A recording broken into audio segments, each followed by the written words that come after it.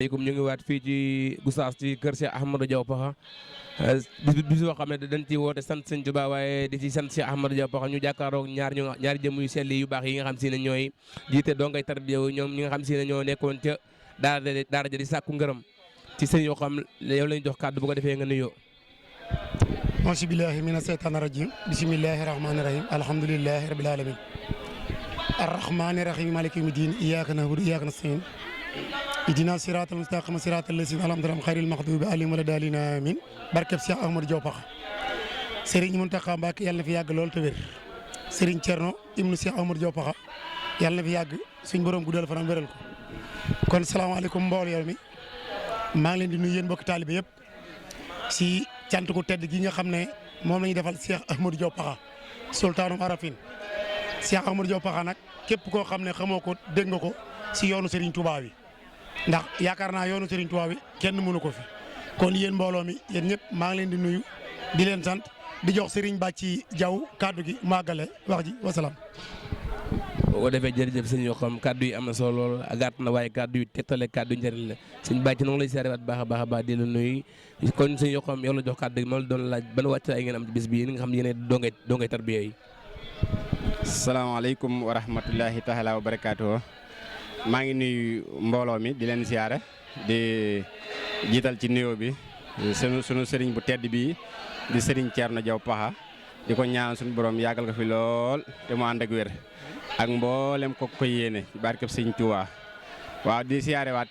waa daayira bi waa daayira tarbiya bi ñoom ñëpp maa ngi leen di siyaare bu baax di siyaare daayira ñoom jëwriñ ñoom Alaaji Cheikh ñu ngi leen di siyaare ñooñu bu baax a baax.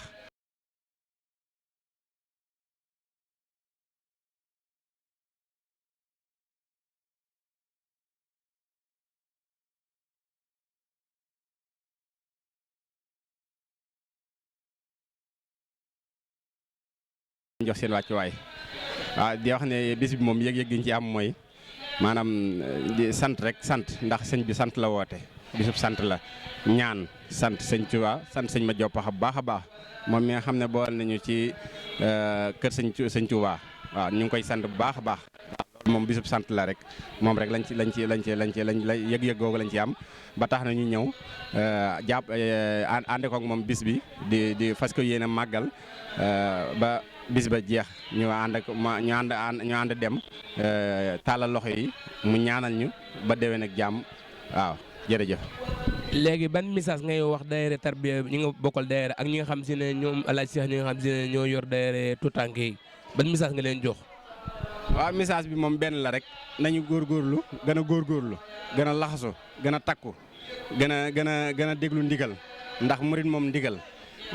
murit moom lépp lu muy def te àndu ci ndigal na xam ne mook serooyam nañu gën a taxaw gën a takku gën a dëgërlu rek Alaaji Cheikh ñoom ak daayira tarbiya beeg daayira bu mag beeg ñun ñëpp nañu àndandoo nekk benn nekk genn buum fas yéene liggéeyal sëñ Mat Diaw Pakha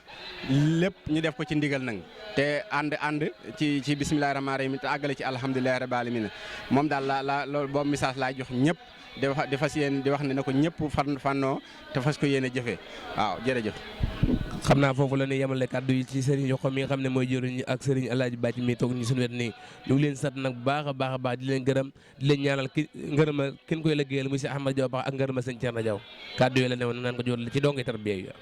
abonneel gaaw ci suñu chaîne YouTube As-Sakhir TV te bul fàtte bës cloche de notification ngir mën a jot suñu bépp vidéo ci foo leen mën a nekk ci àdduna bi